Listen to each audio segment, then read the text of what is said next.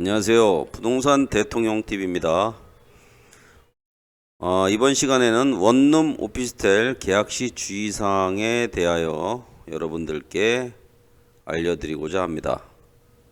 월세 매물 중에 40%가 오피스텔이랍니다.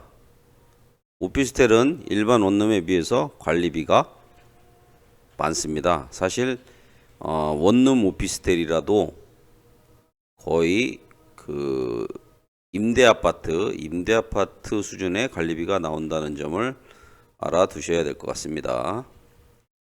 오피스텔을 계약하시면서 고르시면서 필수적으로 4가지 기준을 추천을 드리고요. 첫 번째는 공실률이 낮은 곳, 빈방이 적은 곳을 선택해야 된다는 뜻이죠. 주거용 오피스텔, 주소 전입이 가능한 주거용 오피스텔을 골라야 된다는 거고요. 2010년 이후 준공권들이 대개 그 이후에 준공권들이 주거용 오피스텔로 많이 지어졌다는 점도 아시면 도움이 될 겁니다. 주거용 오피스텔과 도시용 생활주택의 차이점을 말씀드리겠습니다. 주거용 오피스텔은 아파트와 흡사하면서 전용률은 50%, 준주택으로 분류되므로 세금 주의, 소유하고 계신 분들을 말씀드리는 거고요. 도시형 생활주택은 소형 가구 위한 원룸형 주택 유형이고 전용률은 아파트와 거의 동일한 80% 수준입니다.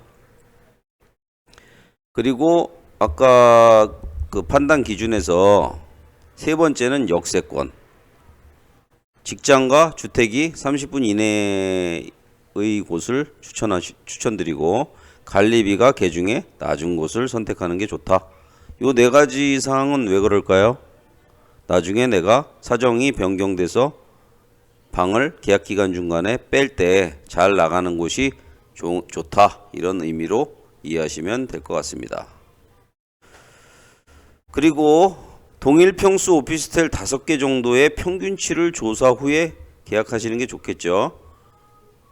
꼼꼼하게 잘 시세에 부합하는지 가격이 적당한지 여러가지 객관적인 지표를 활용하셔야 된다는 뜻입니다.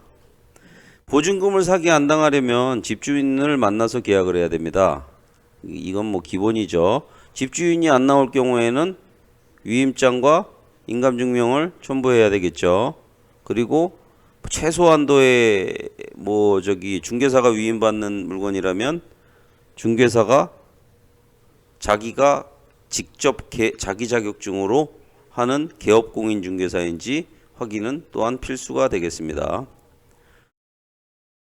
그리고 전입이 되는지 꼭 챙기셔야 됩니다. 전입신고가 가능한 오피스텔이 있고 가능치 않은 오피스텔이 있습니다. 그거는 다음에 한번 시간을 갖고 다시 말씀드리겠고요. 관리비는 반드시 짚고 넘어가야 됩니다. 월세가 제2의 월세라고 할 정도로 관리비가 겨울철에는 거의 난방 좀 떼고 그런 식으로 하면 20만원이 넘는 경우도 원룸 오피스텔이라도 20만원이 넘는 경우들이 왕왕 있다는 점 알고 계시기 바라겠고요. 계약 시에 조급함은 군물입니다. 주변 환경을 꼼꼼히 체크하고 지나친 역세권은 시끄럽습니다. 더군다나 먹자골목은 더 시끄럽겠죠. 주변 편의시설 체크해야 되죠. 마트가 어디 있는지. 이제 오피스텔 같은 경우는 빨래방 같은 것도 되게 중요합니다. 그런 거 잘 챙겨야 되고, 등기부등본은 반드시 확인하셔야 되겠죠. 과도한 대출이나 설정이 돼 있으면 가급적 피해야 되겠고, 특히 보증금이 500, 요 정도는 별 부담이 없습니다만, 3,000, 5,000, 요 정도면 등기부등본 굉장히 꼼꼼하게 봐야 됩니다. 오피스텔이라는 게 월세 원룸형 오피스텔 특히 시세가 올라갈 확률이 굉장히 낮죠. 분양가 대비 떨어질 확률도 상당히 존재한다는 점 아시고 너무 전세를 선호하는 것은 좀 비춥니다. 작은 돈 아끼려다가 큰 돈을 보호 못할 수도 있다는 얘기죠. 2012년 이전의 오피스텔은 저렴한 매물이 들어 있는데 그게 이제 업무용으로 되어 있다 보니까 주거용 오피스텔이라는 개념 자체가 사실상 2012년 이후에 등장했다. 이렇게 판단하시면 될 것 같고요. 이게 업무용이냐, 업무용인 사무실용이냐, 아니면 주거용 오피스텔인 집이냐, 그것을 잘 보셔야 될 것 같습니다. 그리고 소음 체크하셔야 되고, 뭐 대로변이나 대학가 주변 오피스텔들 특히. 그 다음에 채광, 햇볕이 드냐, 남향이냐, 북향이냐, 나침판 어플을 활용하시면 요거는 쉽게 아실 수 있겠죠. 환기 문제나 습도, 수납, 수압, 옵션 상태, 화장실 냄새. 오래된 오피스텔들은 화장실에서 그 악취가 올라오는 경우들이 있습니다. 그 다음에 입주 청소 문제 체크하고 넘어가셔야 되고요. 그 다음에 에어컨, 냉방과 난방. 전에 지어진 오피스텔들은 중앙난방, 뭐 이제 중앙난방인 경우들이 들어 있습니다. 개별 난방인지 중앙난방인지 체크하셔야 되고, 중앙난방은 겨울에 좀 춥습니다. 뭐 어차피 가동하는 시간이 따로 정해져 있기 때문에 그거 감안하셔야 됩니다.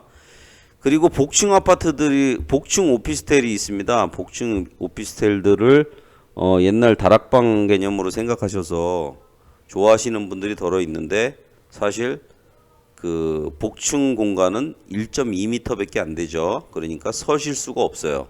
건축법상 1.2m를 넘어갈 수가 없습니다. 그래서 짐 맨 처음에는 궁금해서 뭐 매트리스만 깔고 주무시는 분들이 덜어 있는데 한 달을 못 버티고 밑으로 내려옵니다. 그러면 공간이 높기 때문에 관리비는 훨씬 더 나오겠죠.